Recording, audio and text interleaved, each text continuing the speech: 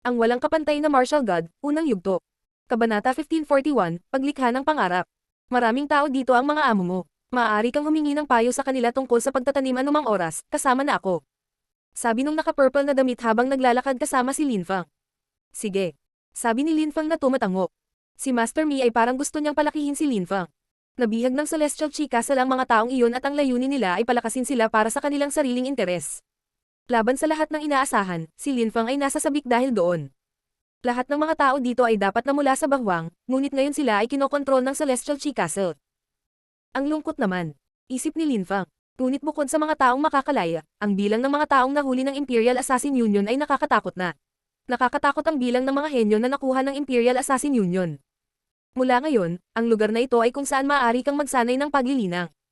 Maaari kang pumunta at hanapin ako anumang oras kung kailangan mo ng payo. Alam nila ang mga patakaran, at hindi kanila papatayin, gayunpaman, ang ilang mga tao ay hindi gusto na naaabala. Kahit hindi kanila papatayin, baka ipahiya kanila. Natatawang sabi nung naka-purple na damit. Naglakad siya ng mas mabilis at nawala. Sinulyapan ni Linfang ang mga taong iyon na naka-cross-leg. Pagkatapos, ang kanyang silhouette ay kumikislap habang siya ay pumunta sa tuktok ng talon. Bumaba ang tingin niya at may nakita siyang tao sa talon. Ang taong iyon ay gumagamit ng mga pag-atake ng pagsuntok, ngunit ang kanilang mga kamao ay naging ice cube. Si Master Mi ay dapat na isang malakas na medium level na emperador. Siya ay dapat na isa sa pinakamalakas na cultivator ng Celestial Chi Castle. Bukod dito, ito ang kanyang maliit na mundo at ito ay isang magandang lugar para sanayin ang lahat ng uri ng paglilinang. Isip ni Linfang. Tapos, gumalaw ulit siya. Nakahanap si Linfang ng isang lugar at naupo na nakakross ang paa upang simulan ang pagsasanay sa paglilinang. Inilabas niya ang kanyang espiritu at lumitaw ang kanyang Celestial Book Spirit. Iyon ay ang demonyong teritoryo. Pagkatapos, sa kanyang mga kamay, lumitaw ang isang tansong tableta. Ito ang tablet na binili niya sa buffer zone. Inilagay ni Linfang ang tableta sa teritoryo, at sa isang iglap, nasilaw ang mga ilaw, at ang bronze na tableta ay naging isang liwanag na naging isang napakalaking gusali. Si Linfang ay natulala. Pinahintulutan ng kanyang espiritu na magbago ang tableta sa tunay nitong anyo. Walang hanggan. Isip ni Linfang.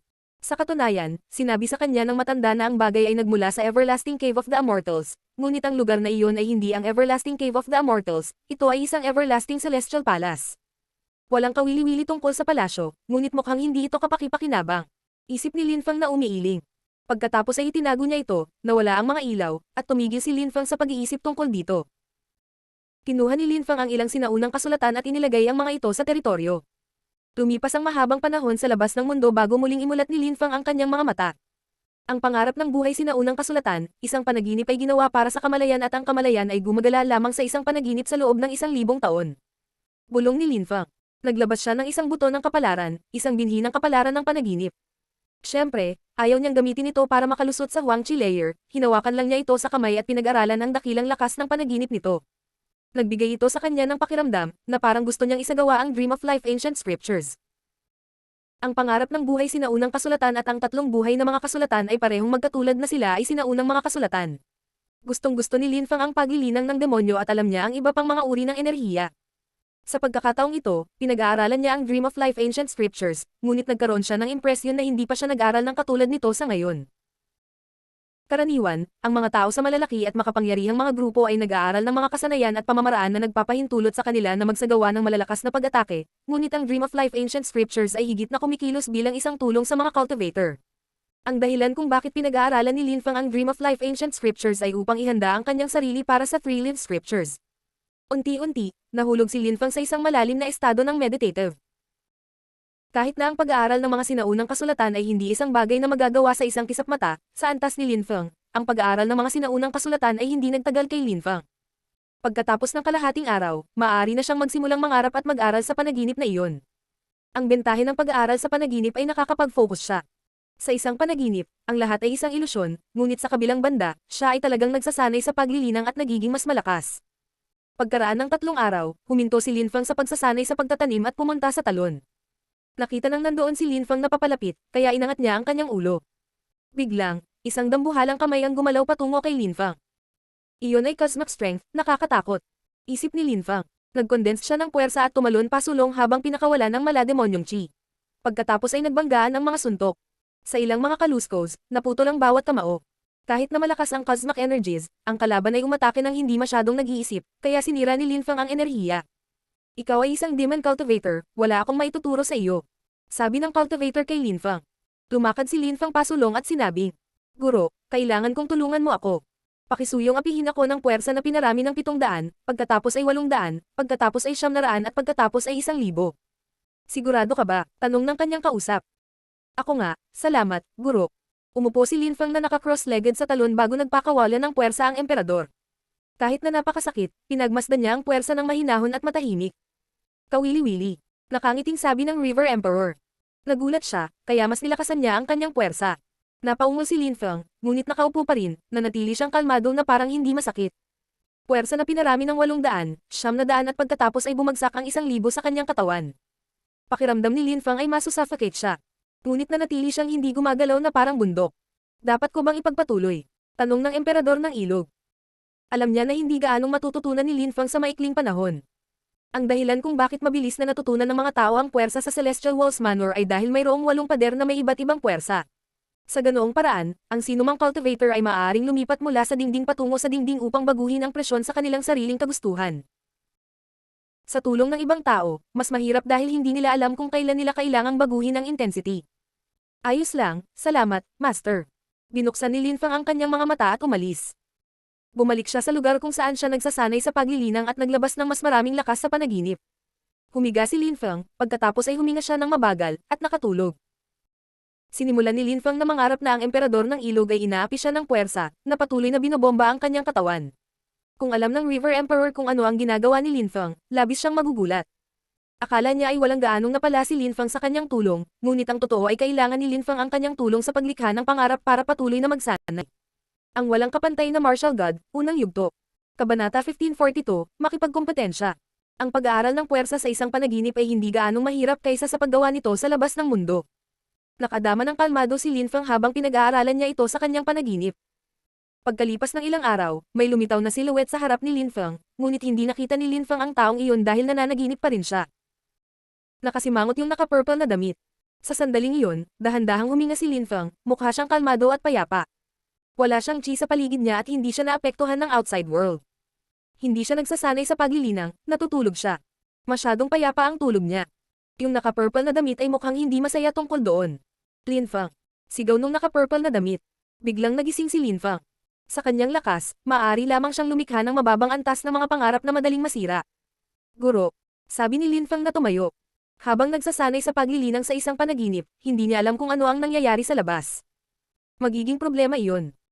Ang nakasuot ng purple na damit ay malungkot na tumingin kay Linfang at sinabi, Sumama ka sa akin. Sinundan ni Linfang ang naka-purple na damit. Wala siyang pakialam kung ano ang iisipin ng naka-purple na damit tungkol sa kanya. Kailangan niyang maging mas malakas. Maaari siyang maging mas malakas sa kanyang mga panaginip at walang makakaalam tungkol dito.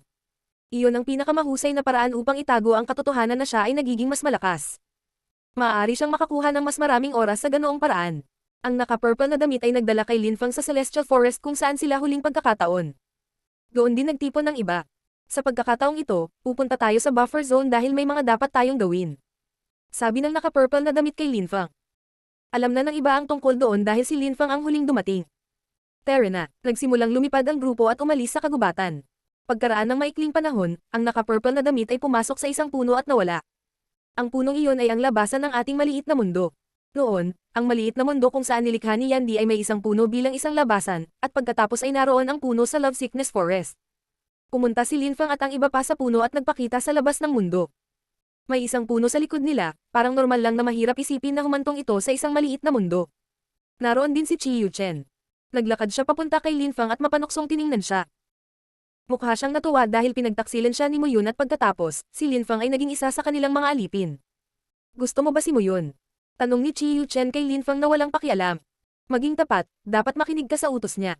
Sabi nung naka-purple na damit. Tumango si Linfang at pagkatapos ay sumagot kay Chi Yuchen.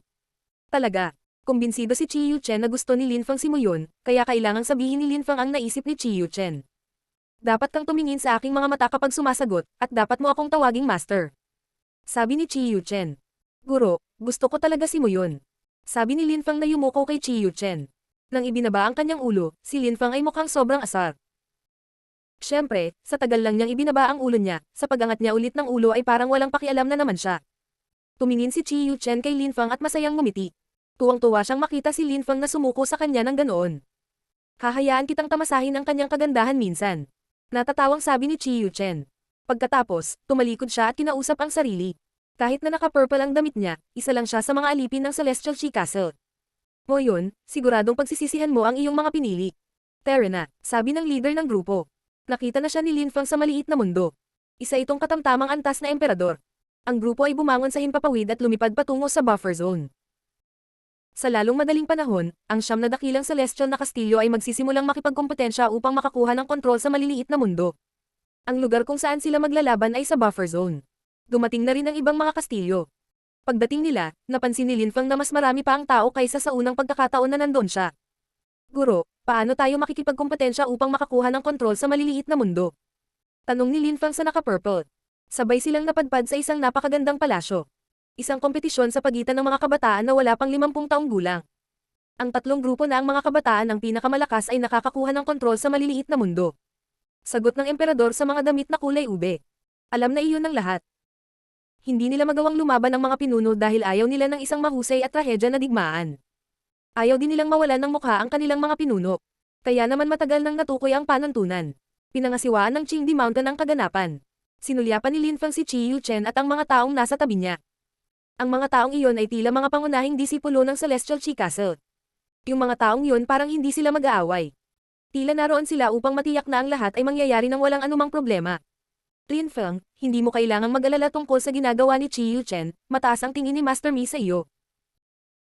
Magsanay sa paglilinang at maging isang emperador, pagkatapos ay sundin si Master Mi, at sa hinaharap, magkakaroon ka ng mas mataas na katayuan sa lipunan kaysa kay Chi Yuchen sa Celestial Chi Castle. Sabi nung naka-purple na damit. Maraming salamat, guro. Magalang na sabi ni Lin Feng. Sa loob-loob niya, hindi siya masaya. Kung siya ay talagang na-control, kahit na siya ay nakalusot sa Huangqi layer, ito ay magiging walang silbi. Hindi na niya kailangang sabihin sa kanya na kailangan niyang magsanay ng cultivation, alam na iyon ni Lin Feng. Ngunit ang kanyang layunin pagkatapos maging isang emperador ay hindi upang pagsilbihan si Master Mi, ngunit ito ay upang patayin siya. Ilang sandali pa, may samalubong sa mga tao. Isa itong emperador mula sa Celestial Chi Castle. Jin Chenjun. Naglakad si Jin Chenjun sa kanila, sinulyapan niya si Lin Feng at ngumiti sa emperador na naka-purple na damit. Hindi naman masama ang taong dinala ko kay Master Mi, di ba?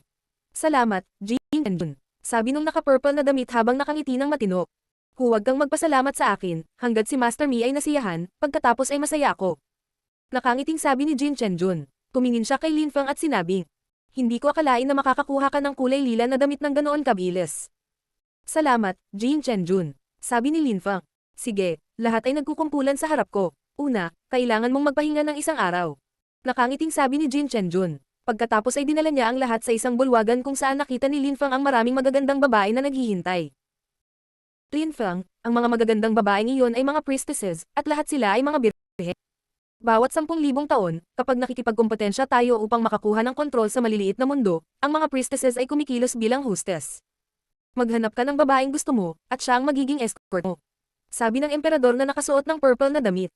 Hindi nasasabik si Lin Feng. Galit na galit siya. Sa wakas ay naunawaan niya kung bakit natakot si Mo Yun nang makita niya ang mga kabalyero sa tarangkahan. Walang kalayaan ang mga pari. Ang kanilang buhay ay nasa kamay ng mga taong iyon. Kadalasan, hindi naman ganoon kalungkot ang buhay nila pero minsan, kailangan nilang kumilos bilang mga escort. Nandyan ba si Mo Yun o wala? Naisip ni Lin Feng na sumulyap sa karamihan, ngunit hindi niya siya nakita. Ang walang kapantay na martial god, unang yugto. Kabanata 1543, mga cultivator ng bundok Qingdi. Noong gabing iyon, may mga kandilang nakalagay kung saan-saan. Si Lin Feng ay natutulog at nananaginip habang naglilinang. Ang naka-purple na damit ay bumangon sa hangin at ginamit ang kanyang makajos na kamalayan upang siyasatin ang silid ni Lin Feng. Gusto niyang makita kung si Lin Feng ay nagsasanay ng kultivasyon, ngunit isang malamig na ekspresyon ng mukha ang lumitaw sa kanyang mukha pagkatapos niyang makita na si Lin Feng ay natutulog muli. Nakahiga siya sa kanyang kama at humihilik. Galit na galit siya. Ilang beses niyang sinabi sa kanya na magsanay ng cultivation, na kailangan niyang makapasok sa Huangqi layer, at mas malakas siya kay Chi Yuchen balang araw. Sa ikalawang araw, ang mga kinokontrol ay kailangang magsanay ng cultivation, ngunit si Lin Feng ay patuloy na natutulog, gayunpaman, hindi siya ginising nang nakasuot ng purple na damit. Gusto niyang makita kung gaano katagal matutulog si Lin Feng. Ngunit ang kakayahang makatulog ni Lin Feng ay nagulat sa kanya dahil nakatulog si Lin Feng ng 10 araw ng diretso. Ang malalakas na cultivator ay nagtitipon sa labas, ngunit tila ang labas ng mundo ay walang kinalaman sa kanya. Sa araw na iyon, hindi na hinayaang makatulog pa si Linfang nang nakasuot ng purple na damit. Galit siyang pumasok sa silid ni Linfang. Gisingin mo siya. Sabi ng emperador na naka-purple na damit sa isang priestess. Tumango ang priestess at pumasok sa silid ni Linfang. Guro. Sigaw ng priestess, ngunit hindi kumikibo si Linfang. Nagulat siya, hinawakan niya ang braso nito at muling sumigaw. Guro. Boom.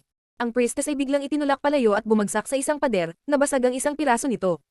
Pagkatapos ay bumagsak siya sa lupa, ang kanyang mukha ay nakamamatay na mapatla, at siya ay dumudugo mula sa kanyang bibig. Ano ang nangyayari? Ang emperador na naka-purple na pananamit ay nagbago ng husto. Lumapit siya sa babae na nagsabing, Guro, ako. Nang mahawakan niya ang braso ni Linfang, naramdaman niya ang isang nakakatakot na puwersa na umaatake sa kanya.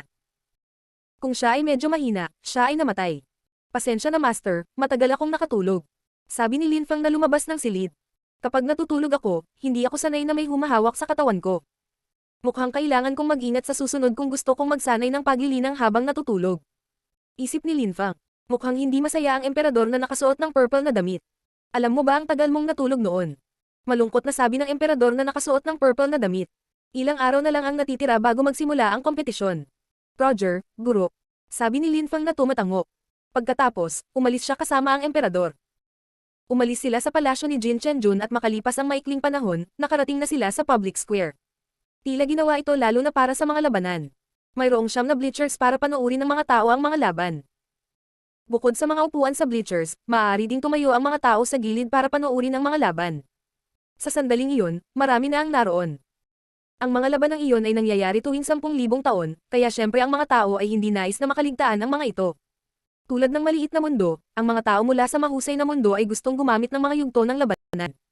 Isip ni Linfang na sumulyap sa napakalaking yugto ng labanan. Sinundan ni Linfang ang emperador na nakasuot ng purple na damit. Ang lahat ng iba ay natipon na. Naroon din ang ilang tao na lalaban para sa Celestial Chi Castle. Mayroong isang napakalaking kaldero sa mga bleachers na ginamit upang magsakripisyo sa kanilang mga ninuno. Ilang araw na nilang pinoprotektahan ang lugar. Sabi ko mag-practice ka ng cultivation pero in the end, natulog ka lang. Sinasayang mo ang iyong talento at pinapahiya si Master Mi na napakataas ng tingin sa iyo. Sabi ng emperador na naka-purple na damit, pinagalitan si Linfang. Paumanhin sa mga pagkakamali ko, mahinahong sabi ni Linfang. Natuwa naman siya sa loob. Inaasahan ng mga taong kumokontrol sa kanya na magiging mas malakas siya. Gayunpaman, kung siya ay naging mas malakas, kung gayon maaari siyang mapahamak. Sige, dito na kami magstay these days. Baka may darating na mga hindi kapani-paniwalang tao, kaya huwag magsalita ng walang ingat. Ang iyong buhay ay pag-aari ng Celestial Chi Castle, kaya hindi ka maaaring pumunta at gumawa ng gulo. Siyempre, kung may darating at manggulo, makinig ka lang sa utos ko. Sabi ng emperador na nakasuot ng purple na damit. Mukhang medyo nag-aalala siya kay Linfang. Siya ay natutulog sa buong oras. Kung patuloy na natutulog si Linfang sa buong oras, siya lang ang masisisi pagkatapos nilang isuko siya. Roger, guro. Sabi ni Linfang. Pagkatapos, pumunta siya sa bleachers at naupo ng naka-cross-legged.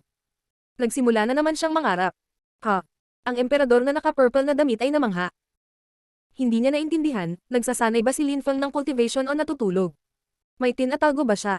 Walang chi si Linfang sa sandaling iyon at mukhang natutulog siya. Kalimutan mo na, nagagawa niya lahat ng gusto niya sa mga araw na ito. Pagkaraan ng ilang oras, susuriin ko ang kanyang pagtatanim at malalaman ko kung nagsasanay siya o hindi. Naisip ng emperador sa mga damit na kulay ube. Pagkatapos, hindi niya pinansin si Linfang. Sa sandaling iyon, sa gilid ng Celestial Chi Castle, ang emperador na naka-purple na damit ay mukhang seryoso at solemna. Nakatingin siya sa malayo habang may mga taong papalapit. Lahat sila ay mukhang mga prinsipe. Tiwala, maginhawa at hindi pangkaraniwan. Linfang, bumangon ka, sabi ng isang boses sa utak ni Linfang. Binuksan niya ang kanyang mga mata at nakita niya ang lahat ng miyembro ng Celestial Chi Castle na nakatingin sa malayo. Tumingin si Linfang sa kanila, at talagang kakaiba sila. Tila sila ay iisa sa lupa at langit. Mukhang mga 30 taong gulang lamang sila, ngunit lahat sila ay mga emperador. Siyempre, alam ni Linfang na malamang na mas matanda sila. Maligayang pagdating, hindi ka panipaniwalang mga tao mula sa Qingdi Mountain. Sabi ng emperador na naka-purple na damit at Jin Chenjun habang magalang na nakayuko sa harap ng mga taong iyon. Yumuko rin si Linfang at ang iba pa sa harap nila. Mga cultivator ng Qingdi Mountain. Isip ni Linfang, ang mga kabataang iyon ay pawang mga cultivator mula sa Qingdi Mountain.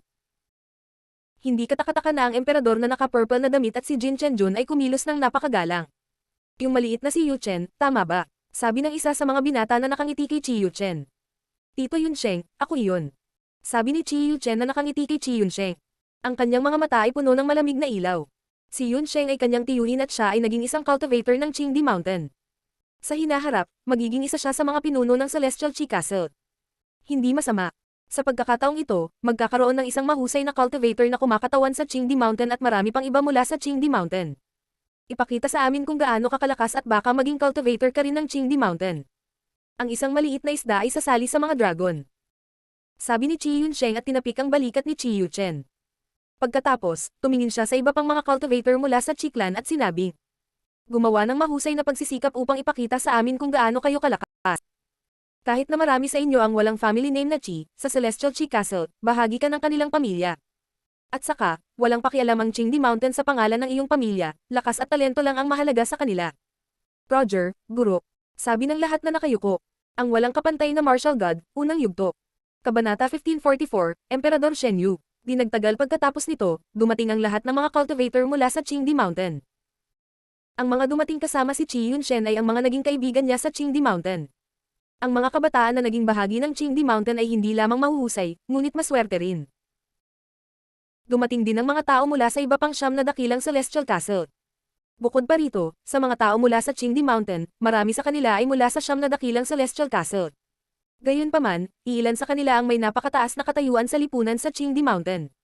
Ang siyam na dakilang Celestial na kastilyo ay binubuo ng ang Celestial Qi Castle, ang Celestial Sikong Castle, ang Celestial Wen Castle, ang Ancient Celestial Castle, ang Celestial Summer Castle, ang Palace of Medicinal Kings, ang Celestial Palace of Punishing Thunders, the Great Celestial Palace of Thoughtfulness, at ang Celestial Transformation Palace.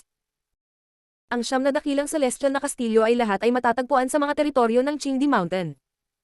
Yu Chen, mas malalakas na cultivator mula sa Qingdi Mountain ang darating sa lalong madaling panahon. Sasama ka sa akin para makilala sila, at pagdating ng panahon, ipapakita mo sa kanila kung gaano ka katatag. Sabi ni Qi Yunsheng kay Qi Yuchen. Biglang natuwa si Qi Yuchen. Yumuko siya at sinabi, maraming salamat, Tiyo. Si Lin Feng ay nakatayo sa tabi ng entablado.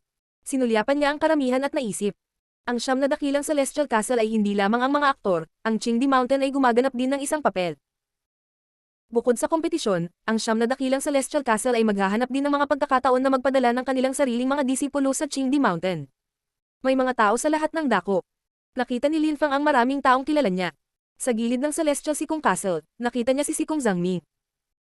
Sa gilid ng Ancient Celestial Castle, nakita niya si Guli. Sa gilid ng Celestial Summer Castle, nakita niya ang pambihirang Zia Tianfan. Sa gilid ng Celestial Palace of Punishing Thunders, nakita niya ang Messenger. Sa gilid ng Celestial Transformation Palace, nakita niya si Qiao Qifeng. Sa gilid ng Great Celestial Palace of Thoughtfulness, nakita niya sina Zhou Tianruo at Zhou Tianxiao.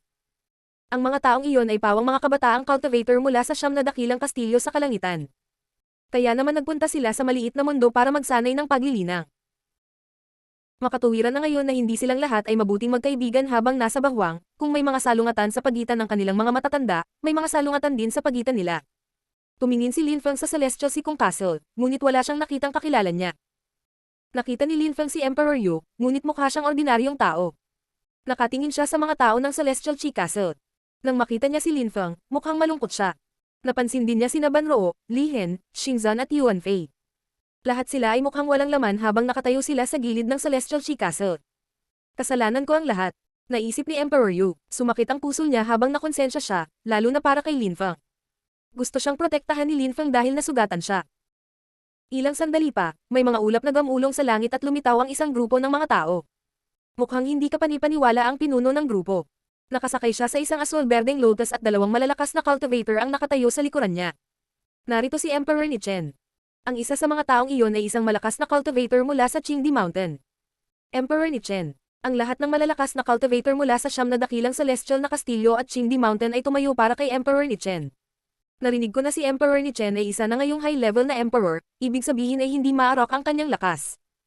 Siya ay may napakataas na katayuan sa lipunan sa Qingdi Mountain. Sabi ng isang tao sa karamihan ng tao sa ibang tao. Sino ang mga katabi ni Emperor Ni Chen? Hindi ka panipaniwalang mga cultivator mula sa Qingdi Mountain. Naisip ng ilang tao sa karamihan. Ang isa sa kanila ay nakasuot ng itim na damit at mukhang misteryoso. Nakangiti lang siya sa lahat. Hindi siya mapapansin ng mga tao kahit na wala siya sa tabi ni Emperor Ni Chen. Bukod dito, nakaupo siya sa tabi ni Emperor Ni Chen na ang ibig sabihin ay halos kasing lakas niya si Emperor Ni Chen. Hindi lang nila alam kung taga Qingdi Mountain siya. Yu Chen, sumama ka sa akin. Sabi ni Chi Yunsheng sa sandaling iyon, na umangat sa hangin. Lumipad sila patungo sa mga bagong dating sa gitna. Hindi lang sina Chi Yunsheng at Chi Yuchen, ang iba pang mga cultivator mula sa siyam na dakilang celestial castle na mga cultivator mula sa Qingdi Mountain ay bumangon din sa hangin at lumipad patungo kay Emperor Ni Chen. Maligayang pagdating, guro. Sabi ng mga tao na magalang na yumuyuko. Sa Qingdi Mountain, si Emperor Ni Chen ay mataas sa hierarchy. Hindi mo kailangang palakihin ang iyong sarili. Sabi ni Emperor Ni Chen na natural na nakangiti. Emperor Ni Chen, si Aofang ay iyong tagasunod, siya ba ay masunurin? Tanong ng isa sa mga emperador mula sa Celestial Wen Castle kay Emperor Ni Chen na nakangiti. Ang mga tao ay mukhang galit na galit dahil mataas ang tingin ni Emperor Ni Chen kay Wen Aofang at kinuha siya bilang isang disipulo. Ang Celestial Wen Castle ay nakakakuha ng higit at higit na impluwensya kamakailan. Napaka-talented ni Aofang. Isang magandang kinabukasan ang naghihintay sa kanya, sigurado ako. Nakangiting sabi ni Emperor Ni Chen. Salamat, Master, hindi na ako mag-aalala. Sabi ni Emperor na nakayuko. Tumiti siya kay Wen Aofang sa likod niya at sinabing, Aofang, bakit hindi mo pa inimbitahan si Emperor Ni Chen na pumunta sa Celestial Wen Castle? Lumapit si Aofang at sinabing, Guro, mangyaring gawin. Sige. Nakangiting sabi ni Emperor Ni Chen. Pagkatapos, tumingin siya sa nakaitim na damit at sinabi, Emperor Shen Yu, pakiusap. Ang taong nakaitim na damit ay nanatiling tahimik at sumunod kay Emperor Ni Chen. Lumipad sila sa direksyon ng mga tao mula sa Celestial Wen Castle. Walang sino man ang nagkaroon ng pagkakataong magsabi ng kahit ano. Sino si Emperor Shen Yu? Naisip ng karamihan. Si Emperor Ni Chen ay sobrang magalang sa kanya, kaya ano ang kanyang katayuan sa lipunan? Bumalik si Chi Yunsheng sa Celestial Qi Castle at sinabi kay Chi Yuchen. Nakita mo ba iyon? Ang Celestial Wen Castle ay mayroong Wen Aofang. Ang Celestial Wen Castle ay may ibang posisyon sa loob ng Qingdi Mountain ngayon, huwag palampasin ang pagkakataong iyon at gawin ang iyong makakaya upang mapansin ni Emperor Ni Chen. Siyempre, hindi kinalimutan ni Emperor Ni Chen at Emperor Shen Yu ang kanilang mga responsibilidad. Tumiti si Emperor Ni Chen at sinabi, Emperor Shen Yu, ano ang tingin mo sa aking mga kabataan? Ang mga mata ni Emperor Shen Yu ay kumikislap. Sinulyapan niya ang mga kabataan, at nang tumingin siya sa mga tao mula sa Celestial Qi Castle, nagulat siya. Nahanap na niya ang hinahanap niya, kaya sinabi niya, hindi masama. Nagulat si Emperor Ni Chen, hindi pa nakangiti si Emperor Shen Yu hanggang ngayon. Sa sandaling iyon, sa gilid ng Celestial Qi Castle, nanginginig si Lin Fang. Naramdaman ba niya na may nakatingin sa kanya? Ang walang kapantay na martial god, unang yugto. Kabanata 1545, Baliw at Mayabang. Tuluyan ng tumahimik ang kapaligiran. Pagkatapos ay sinabi ni Chi Yunxiao. Panahon na, isagawa natin ang sakripisyo sa ating mga ninuno. Roger, guro. Sabi ng katabi niya na tumatango. Pagkatapos, pumunta siya sa kaldero ng Celestial Qi Castle at isang tunog ang umalangaw. Ang mga babaeng nag-walk out ay may hindi kapani-paniwalang figure, lalo na ang mga nakasuot ng tradisyonal na kipaw. Sa gilid ng Celestial Qi Castle, ito ay isang magandang priestess, napakaputi niya at napakaganda ng hitsura. Lahat ng mga pari ng iba't ibang kastilyo ay lumitaw. Naisip ng karamihan. Ang priestess mula sa Celestial Qi Castle ay mukhang nakamamanghang, siya ay mukhang mas kaakit-akit dahil siya ay may maskara sa kanyang mukha. Walang pakialam na tumingin si Lin Feng sa priestess na iyon na sumasayaw sa harap ng kaldero. Ang katotohanan na siya ay may suot na maskara ay naging mas kanais-nais sa kanya. Ang ganda niya, tama. Sabi ng boses sa isipan ni Lin Feng. Si Chi Yuchen ang gumagamit ng telepathy. Kumunat ang noo ni Lin Feng at naalala ang sinabi ni Chi Yuchen, ipapakita niya sa kanya ang kanyang kagandahan mamaya. Ibig sabihin ba niyan? Biglang nagalit si Lin Feng. Tumingin siya sa lahat ng priestess at pagkatapos ay tumingin muli sa priestess mula sa Celestial Qi Castle. Magandang katawan, magandang mahabang puting binti. Iyon naman. Isip ni Lin Feng. Siya ay napili upang maging priestess ng mga ninuno.